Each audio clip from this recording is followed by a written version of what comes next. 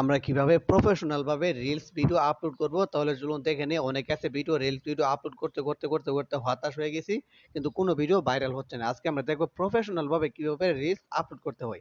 আপনি শুধু চলে যাবেন আপনার ফেসবুক অফিসিয়াল অ্যাপ্লিকেশনে। আমি ফেসবুক অফিসিয়াল অ্যাপ্লিকেশনে চলে আসলাম। তারপর যদি উপরে একটু ভালো করে খেয়াল করুন, একটা প্লাস আইকন দেখছেন, আমরা প্লাস আইকনের উপরে একটা ক্লিক করে দেব। যখনই প্লাস আইকনের উপরে ক্লিক করব, এখান থেকে রিলস, আমরা রিলস অপশনটা এখান থেকে কি করব, এই যে রিলস অপশনটা এখান থেকে সিলেক্ট করে নেব। রিলস এর উপরে ক্লিক করতেছি।